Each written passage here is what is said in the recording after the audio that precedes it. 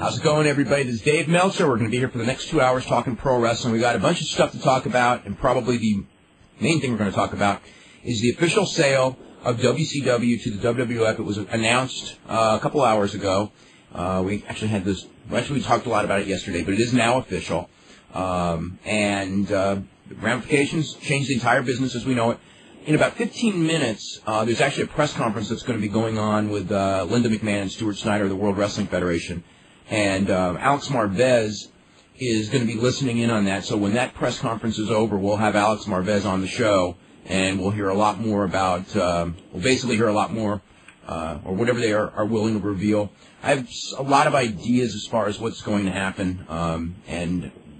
Probably what we will be doing for the show today is spending most of the 2 hours taking questions, and I'll do my best to answer. When Alex is on, maybe he'll be able to help if they clarify more things in the press conference, and just discuss the entire future of the business. Brian, how are you today? I'm doing good. Hey, does that mean that we're never going to have another WCW guest ever?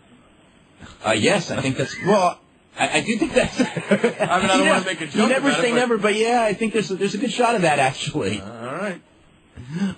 We'll have to find out on that. But the Superstar Billy Graham was originally scheduled for today. We moved him to, I believe, April the 27th, which is too bad. I was actually really looking forward to him because I just got another chapter of his book a couple of days ago, and it's a very fun book. But we'll talk about that in a month. We have more pressing issues.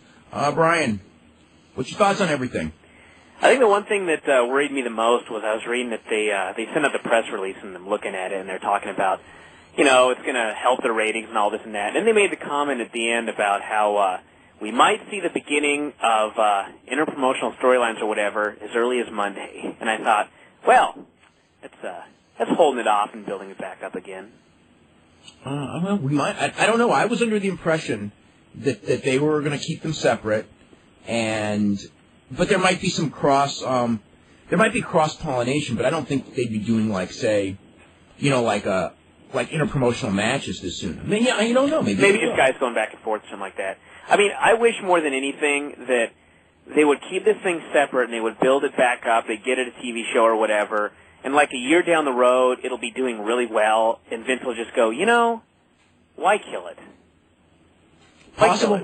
When we talk about plans a year from now, the one thing you got to know about wrestling is that, plans for next week change based on business crowd reaction, somebody waking up with a good mood or a bad mood. So anything when we talk about, say next year's WrestleMania, you'll have the not Hulk Hogan, God forbid. Actually, the negotiations for Hulk Hogan and WWF seem to have fallen through. So let's just say the Bill Goldberg, Steve Austin main event at next year's WrestleMania. We could say that today, but between now and next year's WrestleMania, that match would probably change 15 times. Every year when it comes to WrestleMania main events, actually this year's probably the one where it didn't change. Yeah.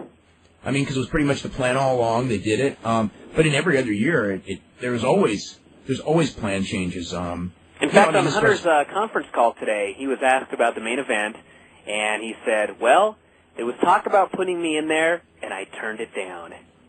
Well, he didn't quite say it that way. He said he didn't want it. I don't think he would have turned it down if it was offered, but he said that he was Hunter's. I heard most of Hunter's conference call, and he was very good.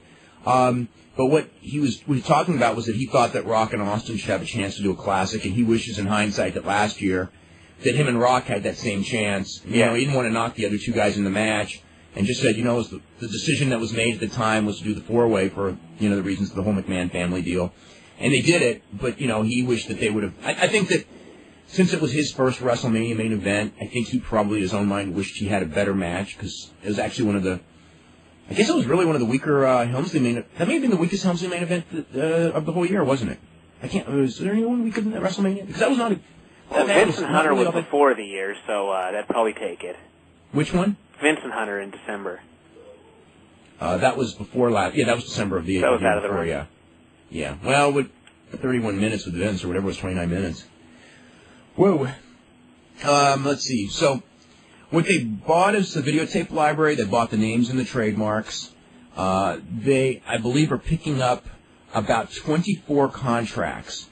None of the contracts they're picking up are what would be called major players. They're all mid-carders.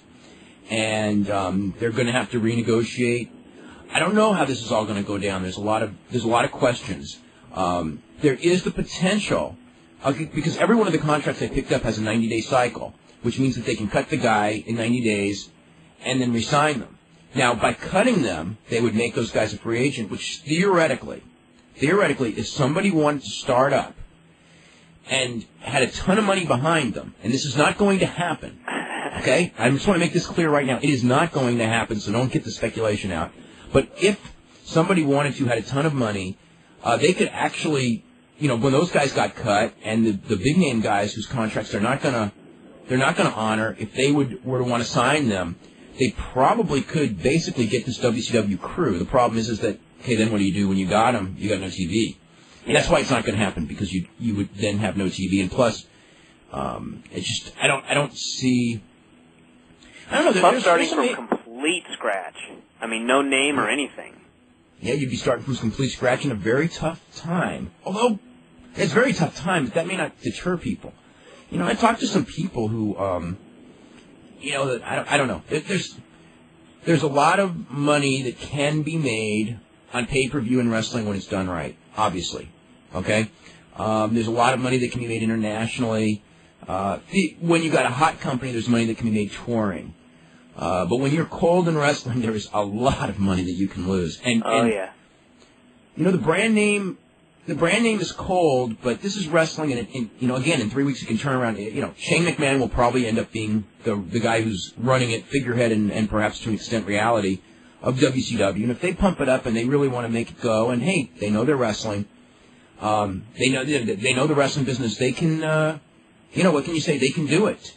Maybe. I mean, nothing's a guarantee. So, in a sense, for the short term, this is the best thing for wrestling. It's not the best thing for wrestlers because there's no negotiation leverage anymore. And in the long term, you know what? It's probably not the best thing, but you don't really know. Yeah.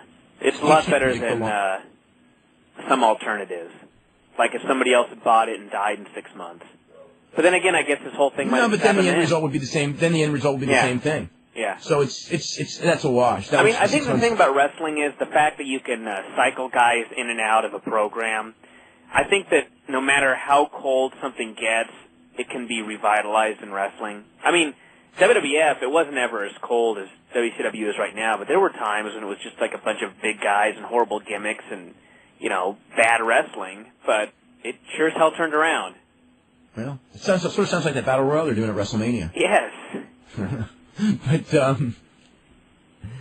it can be done with a facelift. I mean, one of the things that they probably should do, and they probably will do, is start, keep the shows, I would keep the shows separate, but I would raid, your theoretical raid, like Shane McMahon has just raided, say Hunter to WCW. Mm-hmm.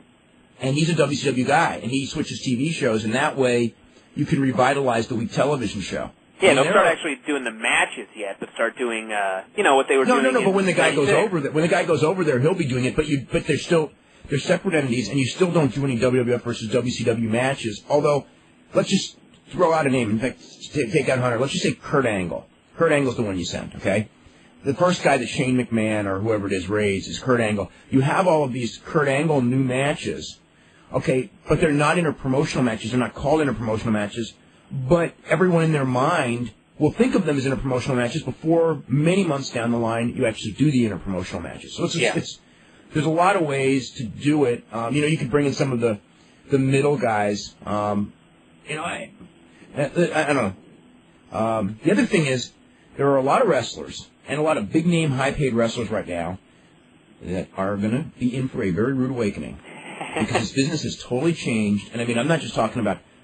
they're not going to be getting their $1 million contracts. That's a guarantee. Although some of them are going to get paid by Time Warner for a while anyway. Yeah. But they're not going to have their big contracts after the contracts run out. And some of them may never be in this business again. Mm-hmm. At that level, they may work indies and all that. But, as far as... that includes some big names, including perhaps Scott Steiner. I would say Luger and Bagwell, maybe Jeff Jarrett. They had a meeting yesterday. They cannot bring in Luger and Bagwell. No, they can't, and I don't think they will.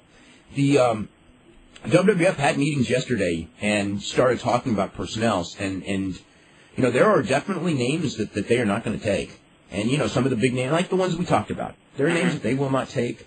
There may be some names that they're going to make sweat. There may be names that they're not going to take for other political reasons, and there'll be, a lot of guys that they will take. So, anyway, that's the situation there. Anything else? I think they really need to start off with one huge name jumping over. Because, it's like, when guys were moving back and forth, before Hall and Nash went over, just mid-card guys, it really didn't mean anything. It was like Hall and Nash came over, and that was the beginning. And they need, it doesn't need to be two guys, just one huge name, and everyone's going to go, wow, something's happening. Hunter's the guy. But then the timing isn't right.